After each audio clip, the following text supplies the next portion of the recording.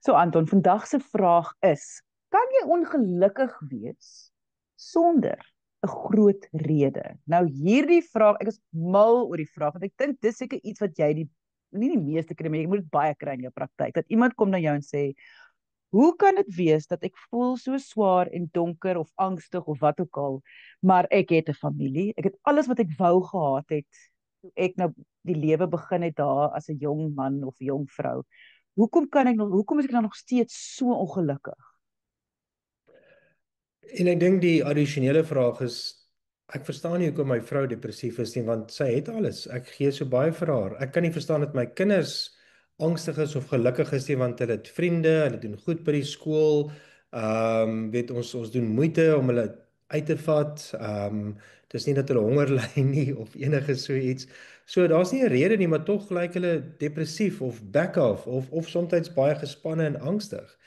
En ek dink ons kan baie maklik die assosiasie maak dat ongelukkigheid, depressie, angs is as gevolg van 'n slegte ding wat gebeur of 'n gebrek aan iets of 'n trauma wat gebeur. Maar natuurlik is dit nie so nie. Daar's baie redes waarom mense hierdie moeiliker emosies kan ervaar. En sommige van daardie is baie ooglopend. Dis dalk 'n paar baie moeilike maande wat iemand agter die rug het. Hulle het verliese gely, finansiëel of persoonlik. Daar's dinge wat dalk net nie uitgewerk het soos wat hulle beplan het nie. En stadig maar seker, ek wil amper sê hardloop die wiele al stadiger en moeiliker en dit is meer uitputtend. Hulle brand hulle self uit. En in daardie konteks, kom ons sê iets soos kroniese stres kan maak dat jy baie ongelukkig is, want jy is die hele tyd onder druk en jy moet hard werk, jy moet vir almal sorg ensovoorts. Maar daardie eksterne redes, kom ons sê vir angstigheid of vir depressie is natuurlik baie keer duidelik. Maar die ander deel van dit is, en ek dink ons gebruik nie meer die term so baie nie, maar in die verlede het ons ook baie gepraat van eksogene en depressie wat met ander woorde daar buitekant plaasvind en dan die vorm van depressie wat dan baie meer binnekant jouself uit kan speel. En dit kan as gevolg van 'n klomp verskillende redes wees. Dit kan wees as gevolg van biologiese faktore, so daar kan veranderinge in jou eie liggaam wees, jou breinchemikalieë wat 'n rol speel, jou hormone wat 'n rol speel. Soms het jy 'n onderliggende gesondheidsprobleem wat jy nie eens van bewus is nie. Daar kan 'n vorm van inflammasie wees en dit kan natuurlik lei tot gevoelens van depressie, angstigheid ensovoorts. Mense moet ook dink aan persoonlikheid en temperament speel ook 'n rol, want sommige mense is baie meer sensitief ten opsigte van hulle eie emosionele welstand en hulle reaksie tot dinge, maar ook ten opsigte van stres en spanning. So dit speel definitiewe rol ook. En dan dink ek die ander ding wat verseker in die prentjie is dinge wat in die verlede gebeur het. So alhoewel daar op die oomblik nie 'n krisis is of 'n probleem is en so voorts nie, baie keer is dit dinge wat ons ervaar het as jong kinders, tieners, waar ons blootgestel was aan kritiek of negatiewe kommentaar, het ook gehelp om ons brein te vorm om te reageer op situasies waar ons iets soortgelyks ervaar.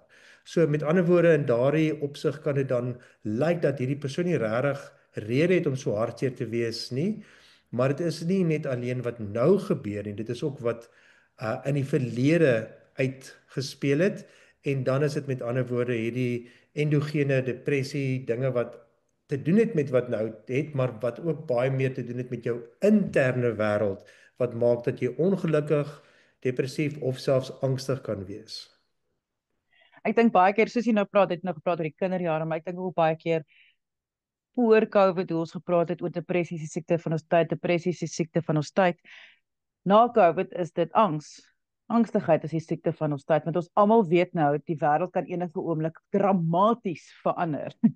En maak nie saak hoe goed voorbereid ons is nie, dinge kan ernstig verkeerd gaan, en ek dink, of jy nou bewus is daarvan, of onbewus is daarvan, hierdie angstigheid speel groot uit heeltyd in die wêreld waarin ons lewe. So, op 'n manier brand ons hierdie hierdie batterytjie ook maar lekker uit die hele tyd. Maar Anton, ek sit en dink nou hier so by myself, baie mense gaan sê ja, maar ek kom uit 'n goeie gesin, daar was nooit iets verkeerd in my familie nie, so dit kan tog nie my kinders daar wees nie. Ja, natuurlik, maar ons het almal verskillende ervarings in die lewe. So dit mag dalk wees dat daar 'n baie stabiele huisgesin was, dat daar baie liefde en omgee was. Maar dalk het jy ander ervarings gehad dat jy vir een of ander rede nooit die sportspan gemaak het wat jy graag wou kry nie. Jy was dalk nie gekies vir die koor nie en jy dink jy het so 'n goeie stem. So dit kan hierdie ander ervarings ook wees van of direkte of indirekte kritiek, maar ook 'n gevoel van verwerping. Dit kan liefdesverhoudinge wees wat nie uitgewerk het nie. So dit kan die verlies van troeteldiere wees wat vir jou geweldig traumaties was en natuurlik hierdie dinge gebeur. Ons lewe nie in 'n wêreld waar alles reg verloop nie en ook as daar baie ondersteuning en liefde en omgee is, dit help natuurlik in 'n proses soos daardie, maar dit beteken nie daarom dit gaan nie sekere littekens los, emosionele littekens wat dalk later in jou lewe ook na vore kan kom nie.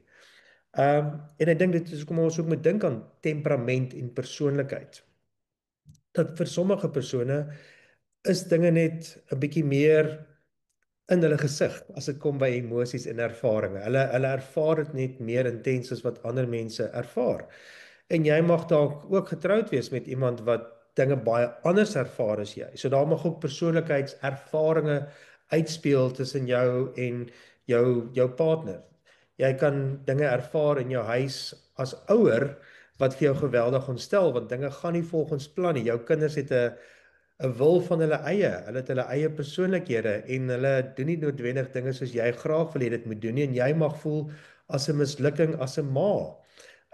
Jy mag voel daar is sekere dinge wat net nie by 'n plek wil uitkom waar jy nou net kan asemhaal en kan rustig raak nie want jy is die heeltyd gejaag en aan die gang.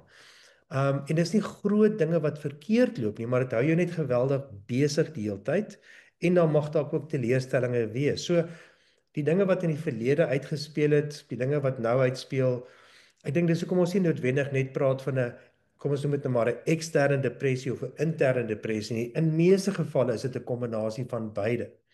En dit is dinge wat dan op maniere na vore kom wat jou baie keer ook onverwags kan vang. Dat jy net dink, "Sjoe, maar hoekom is ek die laaste paar dae af? Hoekom is ek net nie nee, ek voel net so half bland. Daar's niks wat my regtig gelukkig maak nie. Ek kan nie sê hoekom ek dalk ongelukkig mag voel nie. Dit is net asof die lewe kleur verloor het, maar dit is baie keer 'n kombinasie van hierdie faktore wat uitspeel." My ma is geweldig onprakties en soos in erg. Dit is daai wat komediante het grappies oor sulke goed oor hoe kinders hulle ma's probeer leer hoe om 'n rekenaar te werk en sulke goed is 'n nagmerrie. Jammer aan my ma. Gelukkig besef sy dit. So so baie keer sal sy vra maar hoekom moet ek dit doen? Dan is die hoekom nou 'n geweldige moeilike vraag. So dat sal ek net sê, die hoekom is nie nou belangrik nie. Kom ons fokus nie nou op dat ons moet dit doen. As jy hierdie doen, moet jy daai doen. Okay. En ek dink baie keer as dit kom by hierdie spesifieke vraag van hoekom kan dit mens ongelukkig voel as daar nie eintlik 'n rede is nie. Kom op dieselfde neer. Daar's kenners soos julle. Jy sê dat julle al die antwoorde het en dit is dat julle weet hoe om by die antwoorde uit te kom. En ek dink om nie te vra die hele tyd vir jouself, hoekom is ek so ongelukkig as alles dan nou so goed gaan om my nie, maar liewers net te aanvaar, goed, ek is ongelukkig. Dinge is goed, ek is ongelukkig, so dit is dan my teken, klokkie, dat ek moet verhoop gaan. Iemand moet my help om nou hierdie komplekse brein wat van klein na groot na oomblikke wat jy nie eens kan onthou nie, iemand moet my help om maar deur te sif en uit te werk, wat gaan nou hier aan? En ek dink baie keer as ons so hierdie programme doen, dan dink ek, los die hoekom, dit is so kompleks, jy nie daarmee werk self, as jy nie 'n kenner is soos jy of opgelei is daarin en regtig ervaring het daarin nie. En Aanvaar net. en selfs dan is dit nie En altyd dan so selfs dan is dit nie maklik nie, want ek bedoel dis iemand se brein en ervaring wat jy nou moet deurveg. Maar die punt bly staan, jy as persoon voel nie lekker nie en jy voel nou al vir so lank nie lekker nie dat dit regtig vir jou pla dat jy nou al slegter voel omdat jy nie lekker voel nie. So ek dink baie keer dit is net die teken en die teken moet geag word. Ja, en ek dink ook baie keer, kom ons gebruik jou liewe ma as voorbeeld. Dit is soms dat jy later so onhandig voel of onprakties voel of in ander situasies net uitvoel. Jy kan nie regtig deelneem aan 'n gesprek nie want jy speel nie golf nie of jy is nie 'n persoon wat daardie spesifieke belangstelling het nie, dat jy so half net maar stil in die agtergrond sit en luister na wat ander mense praat. Daar's niks fout met jou nie, maar dit is weer eens dat daar net sekere dinge is wat jy dalk meer onseker oor jouself voel. Maar dis nie nou dat jy nou skielik 'n kursus by builders moet gaan doen om meer handig te raak om dinge om die krane reg te maak by die huis of weet 'n rekenaarvaardigheidsprogram te gaan doen om nou skielik jou font op jou rekenaar te verander nie. Dis oukei. Weet dis ook daai ander deel van dit, net om te sê ek kan dit ook aanvaar dat alles nie altyd so great is soos ek graag wil hê dit moet wees nie. Daar is sommige dinge wat my gespanne of angstig maak. Maar dit is nog steeds oukei dat jy amper vir jouself daardie goedkeuring gee om te mag angstig wees of 'n afdag te hê.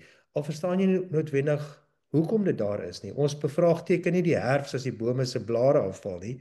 Dis deel van 'n proses, of die winter as dit koud en reënerig is nie. En net so is ons baie bly as die groen blare weer uitkom en die lig wat ons ervaar word langer elke dag. So ons is bly as dit gebeur. Maar dit verander weer soos die seisoene en ek dink ons het maar ons eie seisoene ook en sommige tye is ons in 'n herfsttyd. Ander kere is dit donker en reënerig en wil ons in die bed bly. Maar dit is ook belangrik in terme van ons menswees wat baie meer is as net 'n lentetyd. Indien jy enige vrae het, kan jy e-pos stuur na lesse@wieisek.co.za. Ek sê dankie aan Anton Bemer, hy is 'n kliniese sielkundige op Stellenbosch. Al sy besonderhede is ook by hierdie gesprek indien jy vir hom in die hande wil kry. En mense deel die gesprek. Ek dink ons almal kan 'n bietjie luister hierna en 'n bietjie dink oor ons eie lewens en hoe dit oukei is om ook nou maar nie oukei te wees nie. En baie dankie dat julle gekyk het en ja, onthou altyd die belangrike sin. Kyk mooi na jouself.